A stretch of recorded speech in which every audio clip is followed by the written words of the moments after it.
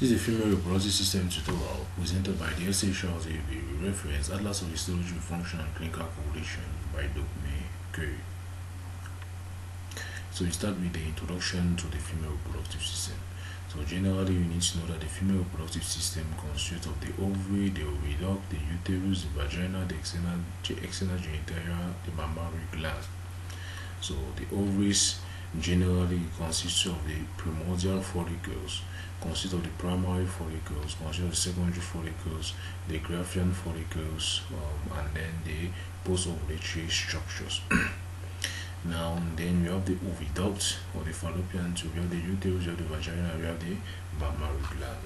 So generally, this is the genital tract. So the genital tract consists of the ovaries here, and the ovaries is connected to the uterus by the ovarian ligament here. Then we have another ligament which attaches with the suspension ligament for the attachment for the blood supply to the ovaries via the ovarian arteries. Then this is the oviduct or the fallopian tube, and then this is the uterus here. The uterus is divided into the fundus, into the cornea, the body, and the cervix. The cornea is what attaches the part of the uterus to the fallopian tube. Now, we continue now with the uterus. The walls of the uterus is divided into the endometrium, the myometrium, and the perimetrium. So the epimetrium. So those are the major layers of the uterus. Now, for the oviduct, it's divided into the infundibular part, the ampulla region, the isthmus, and then you have the intramural portion here. For the ovaries, divided into, you have the cortex of the ovaries, you have the medulla of the ovaries.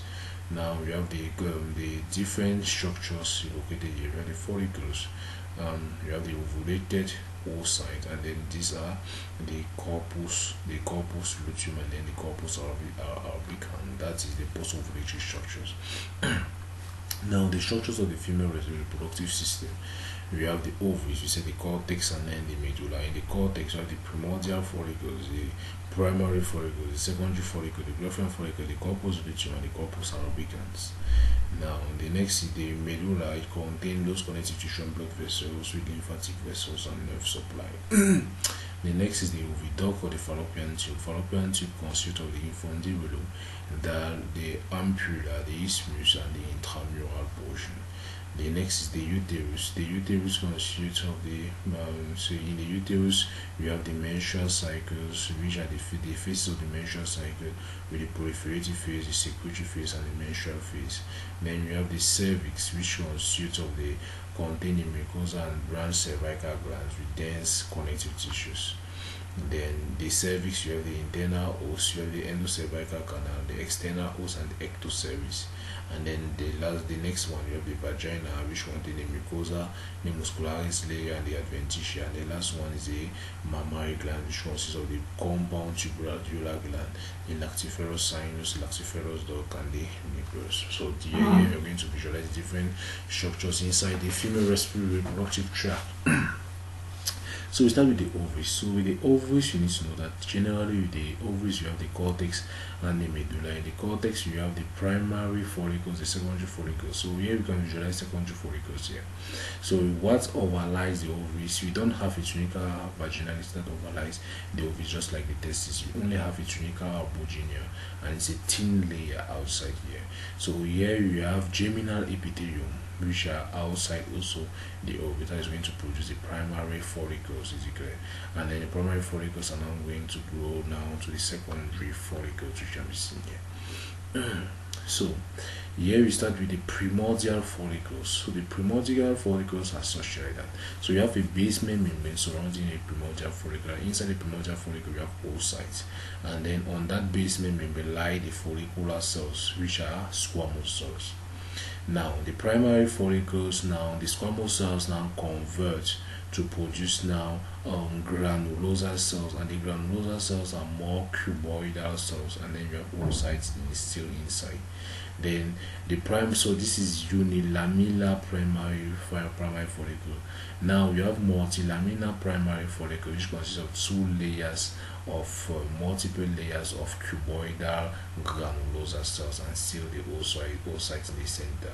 Then you have at the junction between the granulosa cell and the oocyte, you have the zona pellucida. Then the next one, we need to know that this cell here, this structure here is the secondary follicle. So the secondary follicle, inside you still have the inner granulosa cell which are cuboidal, and then you have the outer theca cells. So the theca cell is divided into two layers. You have the theca interna and you have the theca externa, while the granulosa cell produces a fluid space here called the antrum. When the fluid space now extends more, you have a larger antrum. It's going to be called now the Graafian follicle now with the multi-laminar granulosa cell which are cuboidal cell, and then the theca cells are outside. So all this is the development of the ovarian follicles inside the ovaries. So we start with the primordial follicle with the hematocyte instinct. So the primordial follicle is made up of squamous follicular cells that overline the oocyte. As you can see, these are the primordial follicles, squamous cells overlying that. So this is the electron microscopic view of the primordial follicle. So here is the basal lamina. As you can see, here is the basal lamina. Here now is the nucleus of the primary oocyte. So the nucleus of the primary oocyte. Here are the different mitochondria of the primary oocyte. So this is the mitochondria of primary oocyte, and here is what overlies. So these are the mitochondria now of the squamous follicular cell outside here. That is squamous follicular cell outside here. This is the base membrane of the squamous follicular cells. So the primary follicle is the next. So is after the primordial follicle, primary follicle. So in the primary follicle, what do you visualize here? The cells are not more squamous cells, but now they are cuboidal follicular cells here at the level of the primary follicles. So when you see electron microscopic view, you visualize that what the cell here, you have a multi-laminar structure here.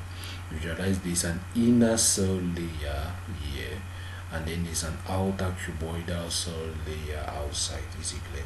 And then here you have the zona pellucida, which is just outside the oocyte, which is here, basically. This is the oocyte here, the zona pellucida, the first layer of the cuboidal cells, which are the granulosa, and the second layer of the granulosa cells. So now when you start visualizing the theca cells here, it means that they are starting to form the secondary follicles, and here you see visualize that there is a small form of an antrum here. So when you visualize theca cells, mostly secondary follicles. So now you visualize now secondary follicles, you have a large antrum is visualized. You have the granulosa cells. Here is the primary follicle. Here now is the theca cells here. The theca cells are divided into two. We have the theca interna and the theca externa. So let's visualize more. You have now at this level is your Graafian follicle. What connect now the oocyte to the Graafian follicles to the granulosa cells underneath here. We have the cumulus ophorus, so the cumulus ophorus, and now the remnants of the granulosa cells on the zona pellucida of the oocyte is going to be called the corona radiata, and then you have a large free space here which is called the antrum, which is lying now the outside part of the antrum. The inner part of the theca is the granulosa cell layer, connecting this granulosa cell layer now to the oocyte. We said the cumulus ophorus, and then you have the theca cell layer. So the theca cell layer is divided into two. We have the theca interna and the theca externa, as you can visualize. So when you have the magnification of this corona radiata, you can visualize the corona radiata here. You can visualize the nucleus of the oocyte. You can visualize the cumulus ophorus, which is a stalk connecting the oocyte now to the layer of that down there, and then visualize that. So this is the zona pellucida. So now the next thing now is the corpus luteum. So when ovulation has occurred, the oocyte is going to be left outside, and then the corpus luteum is going to be the remnant. So the corpus luteum is going to contain the granulosa cells, and also going to contain the theca lutein cells. You also have theca lutein cells, is it clear? Now, after that, the corpus lutein is going to degenerate to produce the corpus albicans.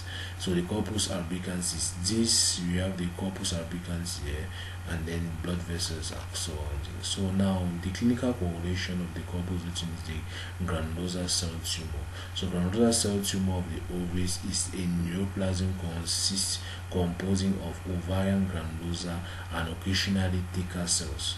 So now on this granulosa cell tumor, the histology section is going to show granulosa cell tumor with neoplastic cell arranged in the cut. Is it clear?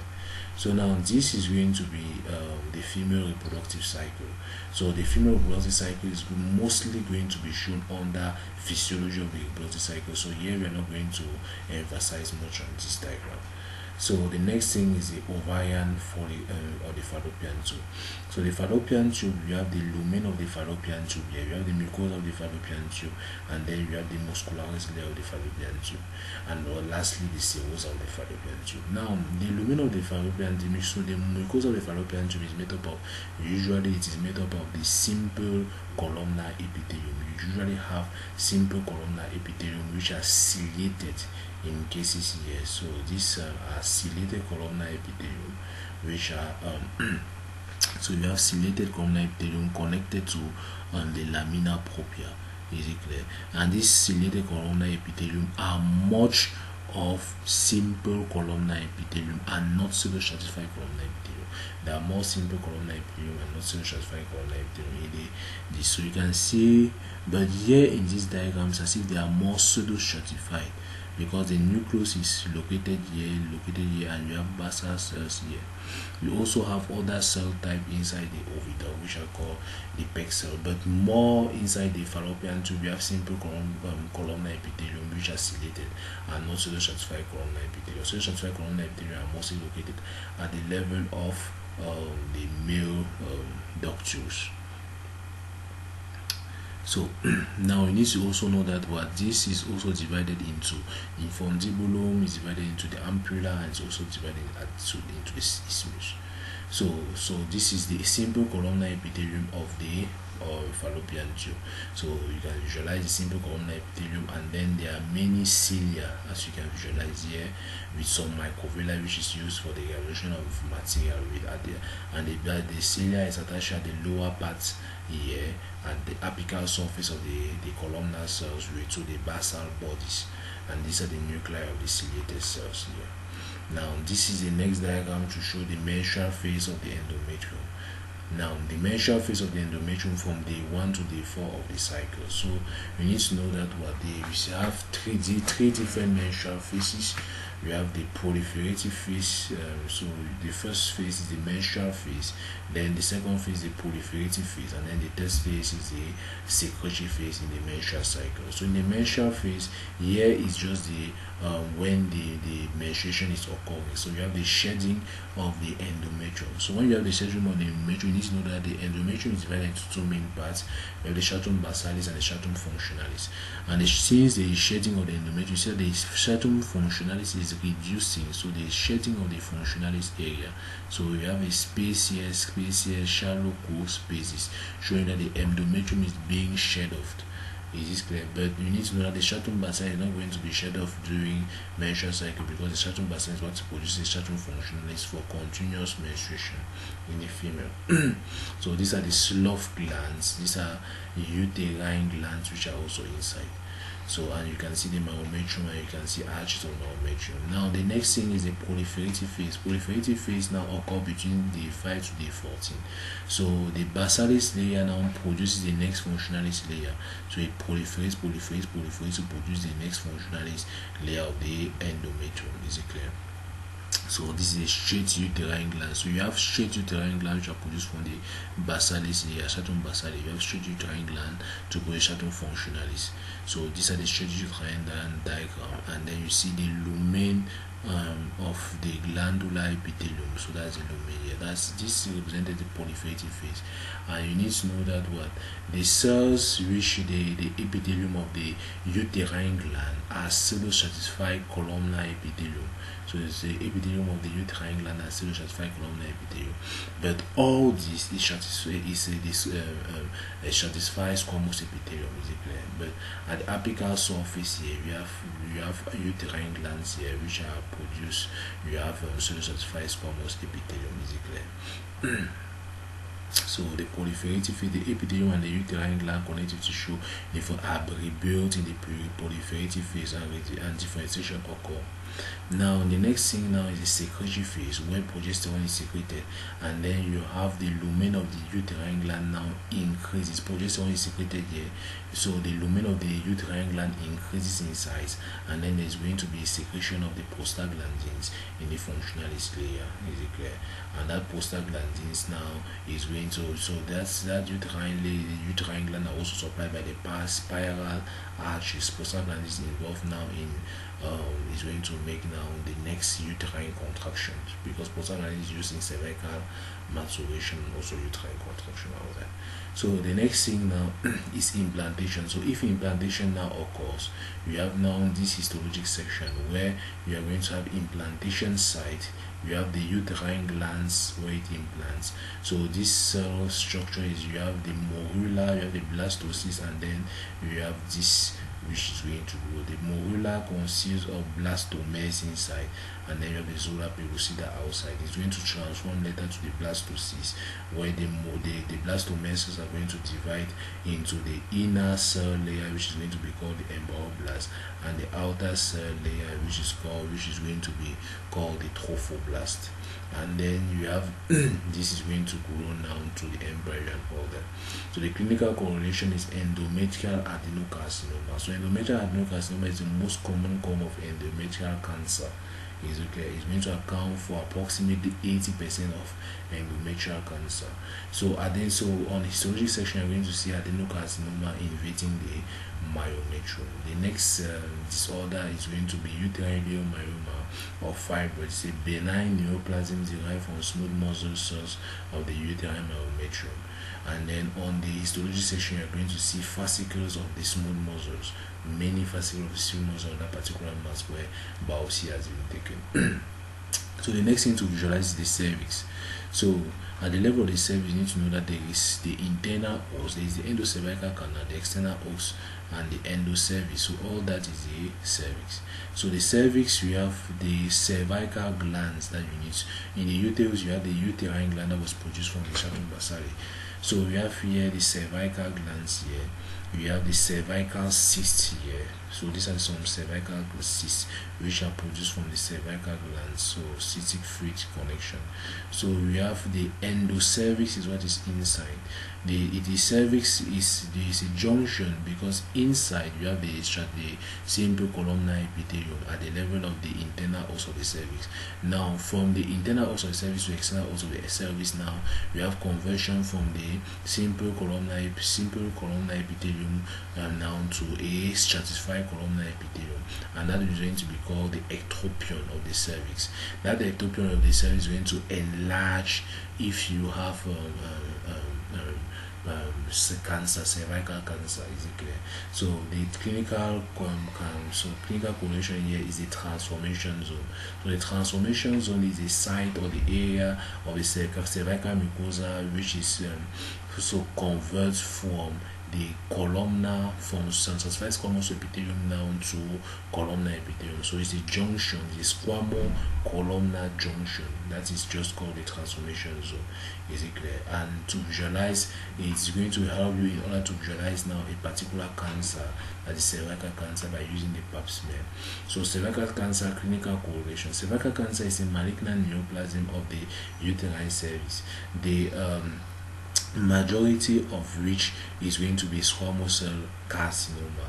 And what do you visualize? So you are going to see squamous epithelium. So with cervical cancer, squamous epithelium, you have squamous cell carcinoma. Is it clear?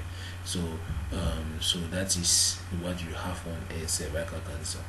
So now this is now overview of the placenta. This is how a placenta is going to resemble. So here is the amniotic cavity. This is the chorionic plate. These are the fetal portions here. So and the fetal blood cells and all that. This is the maternal junction, the maternal portion of the placenta. This is the fetal portion of the placenta. These are the anchoring villus and all that. So you cannot easily identify the structures inside the placenta. It's actually quite difficult. So on the fetal portion, you need to know that there is fetal blood. On the maternal portion, you're going to have vesicular cells, and then you have cells in the cytotrophoblast cells. So this is the fetal portion. Generally, you have this, and then this is also the diagram of a fetal portion here. So this is the diagram of the umbilical cord. So umbilical cord is a rope-like structure. It's made up of jelly or wharton jelly. So it consists of two main things. It consists of two umbilical arches and one umbilical vein. Is it clear? So lastly, we have the vagina. The vagina is made up of the mucosa, a lamina propria, muscularis layer, and adventitia. So the mucosa is made up of stratified squamous epithelium, which is non-keratinized, and then you have the lamina propria, the muscularis layer, and the adventitia. So still we have another cancer here, which is vaginal cancer, being a clinical correlation. So mammary gland is the last structure we're going to visualize in the female reproductive tract, where you see this is diagrammatic representation where you have lobes of the mammary gland here. This is the pectoral gland. You are going to have openings of mammary gland here. The different lobules of mammary glands are having interlobular ducts, and then intralobular ducts and interlobular ducts, which is going to be connected to the lactiferous ducts, and then it's going to produce now connect down to the nipples. So you have two main types of mammary gland. You have inactive mammary gland and you have active mammary gland. So this is the diagram of an inactive mammary gland, where you are going to have lobules here, and then inside these lobules you have myoepithelial, and then you have cuboidal epithelial cells. Is it clear? With some adipose cells. Now in case of active mammary gland during pregnancy, so the lobules here, you see this, it's going to be more cells here. You see it is pale pink in color. You have less lobules of the glands, but when it's active, the lobules of the gland is going to increase, and then the connective tissue space reduce. Why the connective tissue space here was high and the lobules of the gland was very small.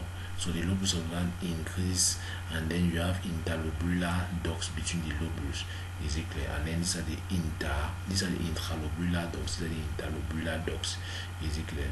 So when the lobules increase in size, you see it is going to be very pinkish in color, because they contain granules where for the secretion of all the products in the milk. Is it clear?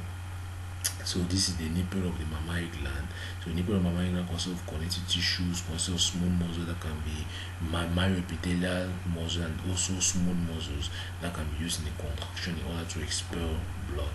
The last thing today is the breast cancer. So adenocarcinoma of the breast. So adenocarcinoma of the breast is a clinical correlation of the breast. Here you have infiltrating duct carcinoma or invasive ductal carcinoma is the most common adenocarcinoma of the breast. Is it clear? And then on the histology section, you're going to visualize infiltrating duct carcinoma of the breast, as you can see here. So here the diagram of the breast was pinkish, but here with the hematoxylin using you see it is bluish. You have infiltrative, it's going to infiltrate inside the intralobar and the interlobular ducts. Is it clear? So from here we are finished with everything involved with the female reproductive tract. So don't forget to like and subscribe for the channel. Thanks very much.